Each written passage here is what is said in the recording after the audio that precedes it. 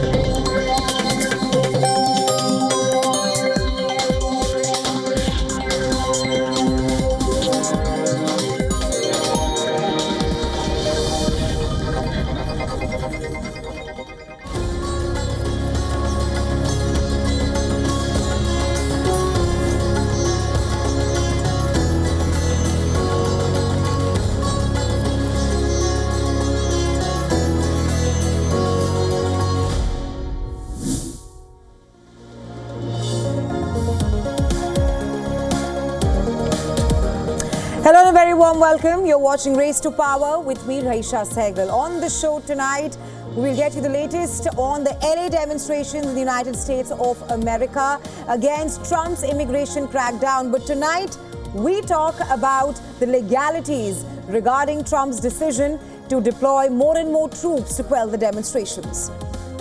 Also on Race to Power from Israel, we will tell you how trouble is mounting for the Israeli Prime Minister Benjamin Netanyahu, whose government faces a litmus test over Israel's ultra-orthodox military draft law. All that and a lot more lined up on the show tonight.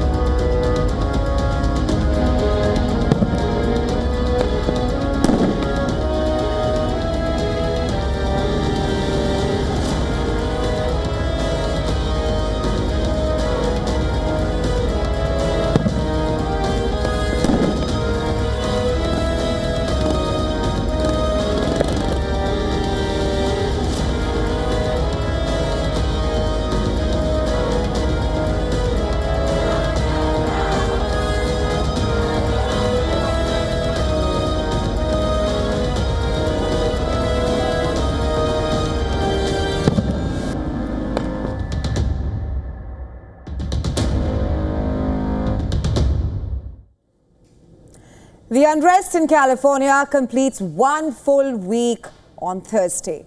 But with each passing day, the Trump administration is deploying more and more troops in the western state. And the city of Los Angeles has now become a flashpoint. California state administration is now fighting this battle against Donald Trump in court. The state of California has filed a lawsuit against what the administration calls an unlawful use of power by the U.S. president. California Governor Gavin Newsom asked a federal judge to block the Trump administration's deployment of National Guard members and Marines to LA.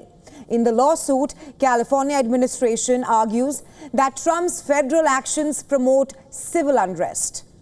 The lawsuit against Trump also has one key argument. The case says that Trump administration violated the 10th Amendment to the U.S. Constitution, which details the limits of the federal power. Donald Trump, without consulting California law enforcement leaders, commandeered 2,000 of our state's National Guard members to deploy on our streets, illegally and for no reason. This brazen abuse of power by a sitting president inflamed a combustible situation, putting our people, our officers, and even our National Guard at risk. A federal judge has ordered the U.S. president and co-defendants to file a response in the lawsuit. The deadline is just within a few hours, and Trump has already said that the ordered troop deployment under Title 10 of the U.S. Code. Title 10 has a provision which allows the U.S. president to deploy National Guard units into federal service under 3 circumstances. That's number 1, if the US is invaded. Number 2, if there is a rebellion or danger of rebellion. Or if the president is unable with the regular forces to execute the laws of the United States. Even now, at the moment, there is heavy troop deployment in California. So far, at least, the police have arrested 25 people for violating the curfew. Law enforcement officers confronted demonstrators outside the federal building as demonstrations intensified. On Tuesday, U.S. Secretary of Defense Pete Hegseth faced a rally of questions and criticism from Democrat lawmakers on the Defense Appropriations Subcommittee. Hegseth said that the deployment was to protect ICE agents, and he refused to divulge the cost of the expansive troop deployment in LA. ICE agents should be allowed to be safe in doing their operations, and we have deployed National Guard and the Marines to protect them in the execution of their duties, because we ought to be able to enforce immigration law in this country. The use of the active duty forces raises questions on how this unprecedented situation will be navigated. The U.S. Marines are highly trained in combat and crisis response, but their experience and expertise lies in global conflict zones and not a chaotic domestic protest. According to reports on Tuesday, the Pentagon was working on a memo to issue guidelines for the Marines who have been deployed in these demonstrations. But pressure is building on the Defense Department, especially on Pete Hegseth. California senators have reportedly written to the Pentagon demanding an explanation on the legal basis for deploying active duty Marines in Los Angeles.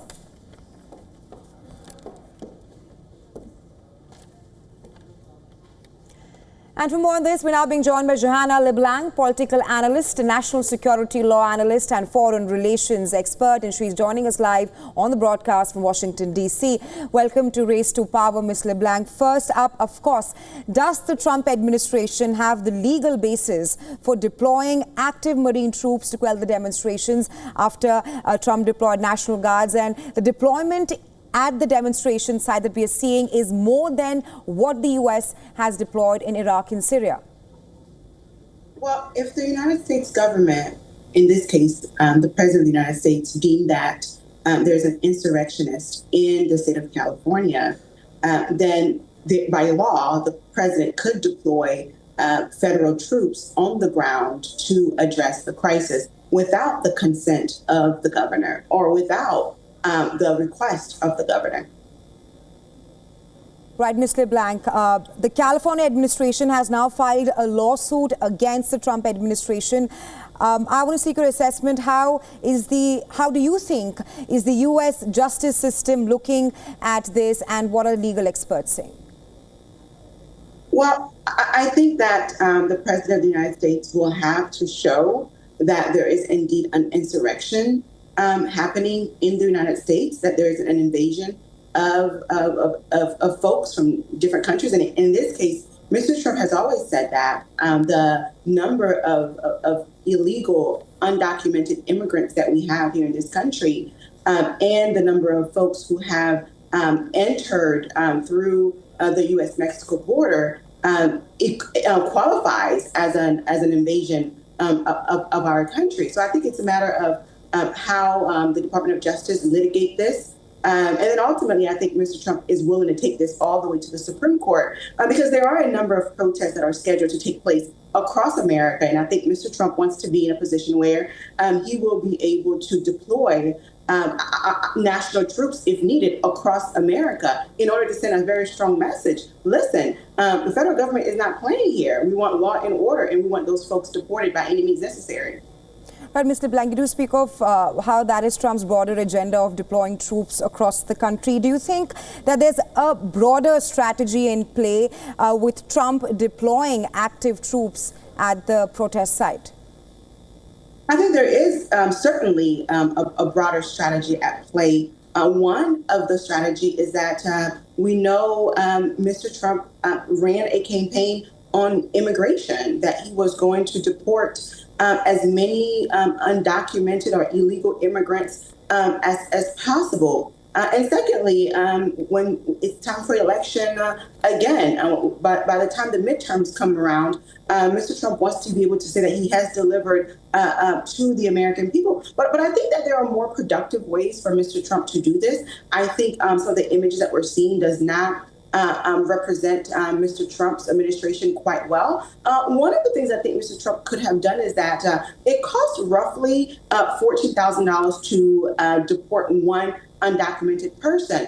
I think that right now the administration is offering $1,000 for self-deportation. They could increase that to maybe $9,000 and $10,000 for folks to self-deport. I think you'll see more and more people wanting to deport versus the United States having to find them and deport them, which costs the U.S. taxpayers a whole lot more money.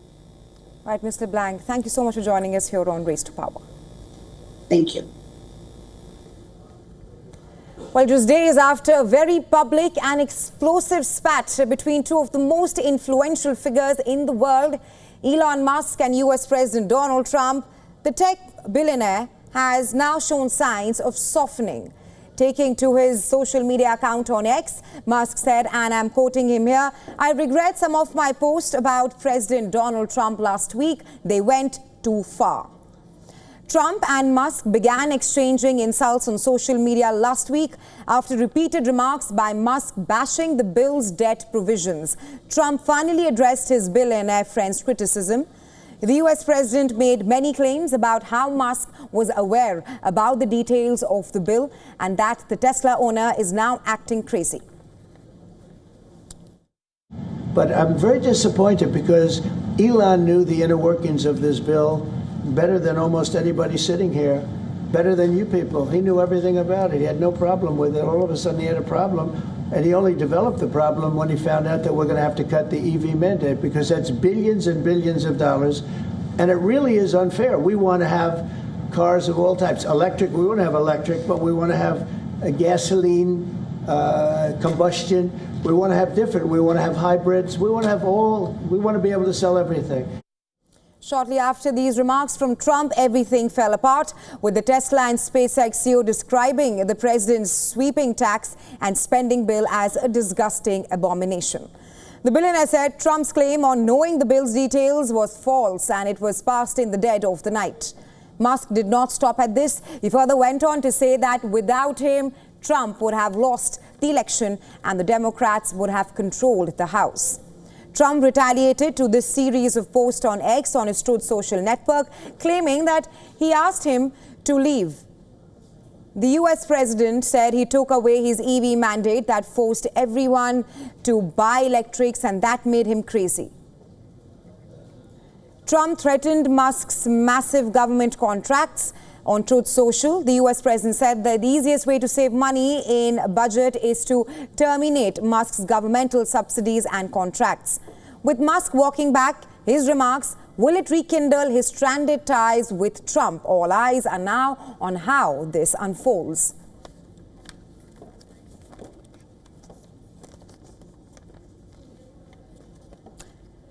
And for more on this, our correspondent Susan Therani is now joining us live from New York. Hi, Susan. Talk to us about this U-turn that we are seeing in Musk from earlier saying that Trump was in the Epstein files to now saying that he perhaps went too far. What changed? This seems more like a pragmatic retreat than a genuine change of heart. After he came swinging very hard at President Trump, he saw the economic and political fallout that ensued, understandably, and it appears that at this point it's more about damage control than really having this moral clarity about what he did, or sort of a moral awakening, if you may. Now, it's important to note that President Trump did swing back, but a lot of his supporters say that he was somewhat measured. For the most part, I think Republicans want Elon Musk by their side.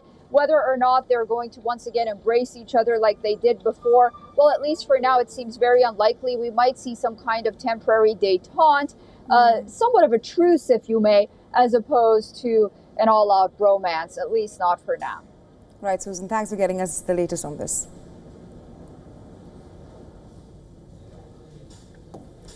Well, trouble is mounting for Israeli Prime Minister Benjamin Netanyahu, whose government faces a litmus test over Israel's ultra-Orthodox military draft law.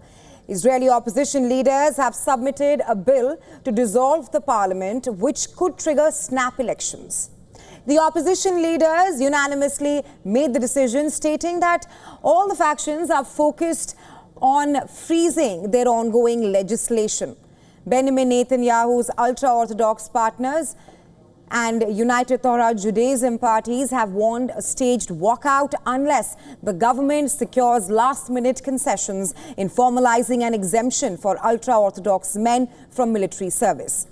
If the legislation to dissolve the Knesset passes its initial vote today, it would still need to pass 3 further votes to take effect. If it fails, opposition parties have to wait 6 months to bring another Knesset dissolution bill to a vote.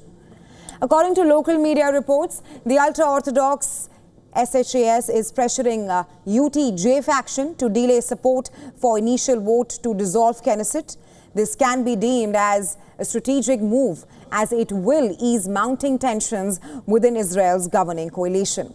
Now, in a bid to buy time for further talks, the Haredi factions have agreed to pause their demonstrations, which will allow their lawmakers to vote in favor of coalition legislation. Israel's finance minister Bezalel Smotrich cautioned bringing down the government during wartime, which would pose an existential danger to the country. Smotrich urged the ultra-Orthodox population to be a part of what he called the great mitzvah of military service. Netanyahu's coalition is sharply divided over whether young ultra-Orthodox men who are studying in religious seminaries should be exempt from mandatory military service. The exemption, which in place for decades and which over the years has exempted an increasingly large number of people, has now become a heated topic in Israel, with the military embroiled in a war in Gaza and other fronts. The exemptions offered to the ultra-Orthodox Haredi community date back to the early days of the State of Israel in 1948. This was when its first Prime Minister, David Ben-Gurion, exempted about 400 students from military service so that they could devote themselves to religious study.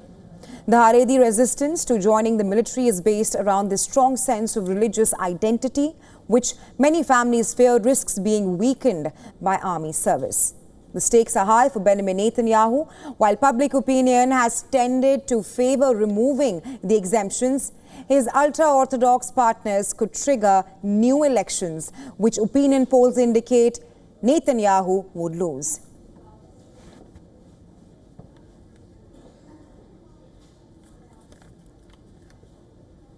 Polish Prime Minister Donald Tusk has won the confidence vote moved against him in Parliament.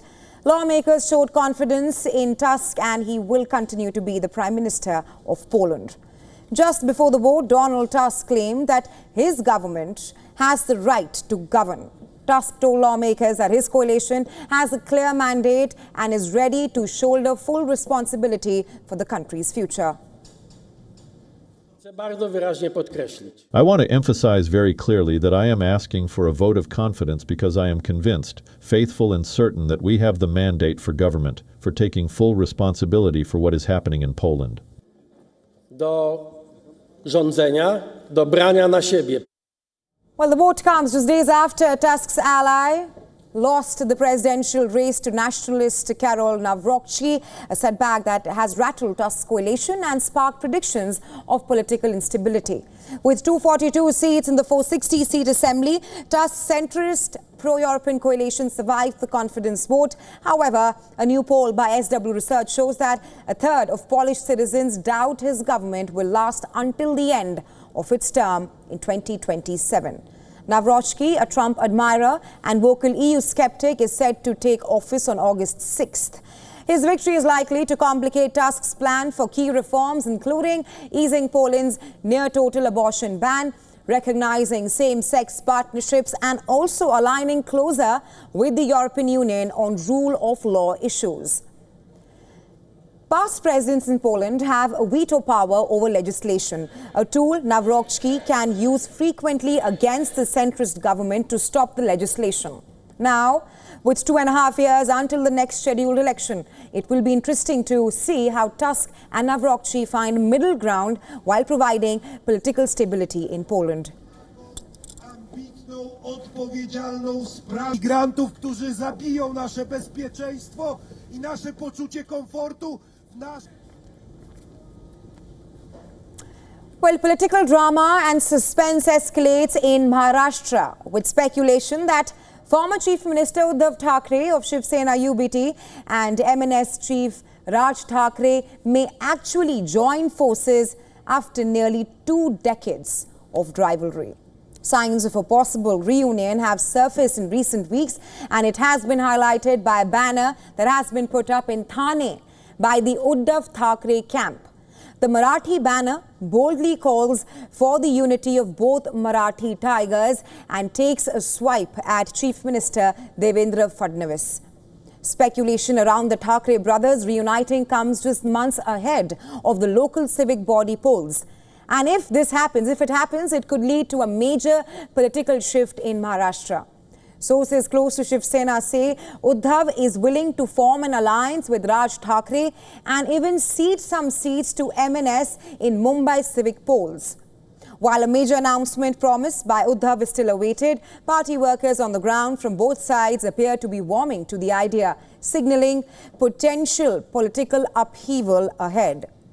Raj Thackeray has also expressed openness to unity for the sake of the Marathi people, while Uddhav says he's ready to put aside other differences as long as Maharashtra's interest comes first. While Raj Thackeray from the MNS has maintained that uniting for the interest of Marathi Manus in Maharashtra is not difficult, on the other side, Uddhav Thackeray also says that he's also ready to put aside tribal issues, provided those working against Maharashtra's interests will not be entertained anymore. This is Ishasha reporting here for WION from Mumbai. Well, Raj Thackeray resigned from his uncle's party in November 2005. The reason given by him for breaking away from the Shiv Sena was that the latter was run by petty clerks, because of which it had fallen from its former glory. In 2006, Raj Thackeray founded the Maharashtra Navinirman Sena MNS.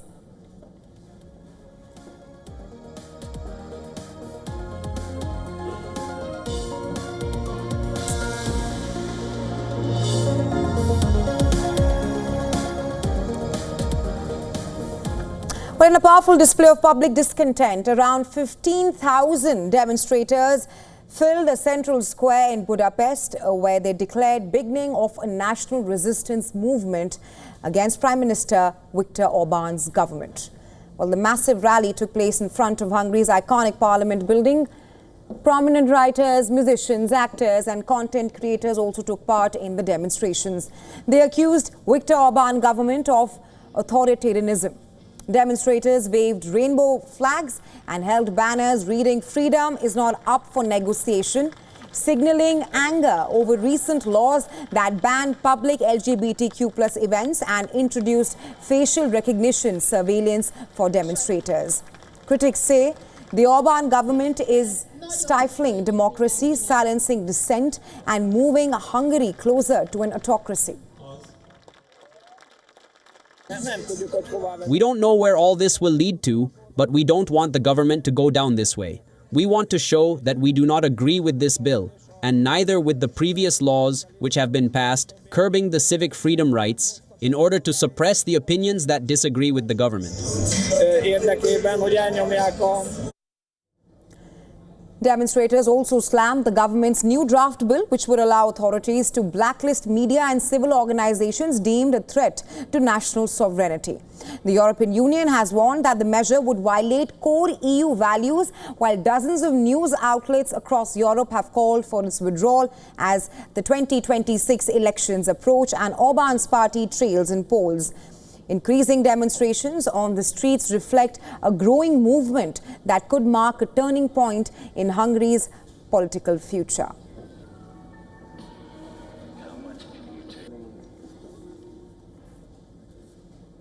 Former Brazilian President Jair Bolsonaro appeared before the nation's Supreme Court. He is under trial on the charges of staging a coup. Bolsonaro is also facing these accusations related to the events that followed his election defeat in 2022.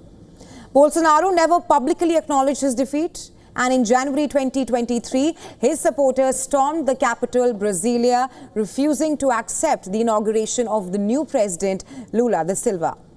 During the hearing, Bolsonaro held the constitution in his hands while denying all the charges against him. He said he had no intention to overturn the election results, stating that he always followed constitutional rules and never disobeyed court orders. He expressed regret over any rhetoric used in past meetings, but maintained there was no misconduct. Good afternoon, Your Excellency, Minister Louise Fux, Mr. Paulo Gonet. You haven't seen me disobey any of your orders. You haven't seen me act against the Constitution at any time. I played by the rules all the time. Many times I got angry, said bad words, got upset, said things I shouldn't have. I know that. But in my opinion, I did what I had to do. Bolsonaro is facing 5 charges, including organizing a coup, involvement in an armed criminal organization, trying to abolish the democratic rule of law, and threatening state assets. The court has named 7 other associates of Bolsonaro co-conspirators in the case. Under Brazilian law, a coup conviction is punished with a jail term of up to 12 years, combined with the other charges. Bolsonaro could face decades behind bars. Bolsonaro is already barred from running for office again till 2030. That's due to his conviction in an abuse of power case. A conviction in the attempted coup could potentially end his political career.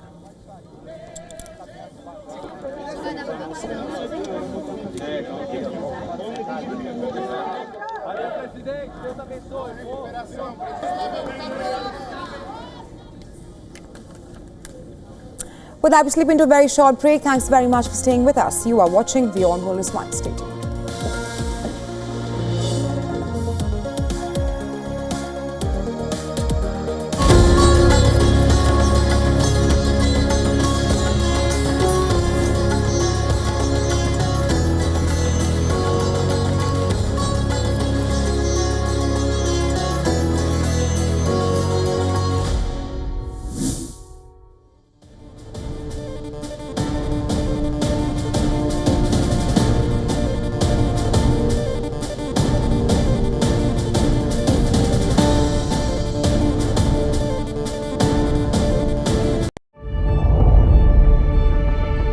The Earth is sending distress signals. Wildfires, droughts, and melting glaciers. Can we reverse the damage? Explore the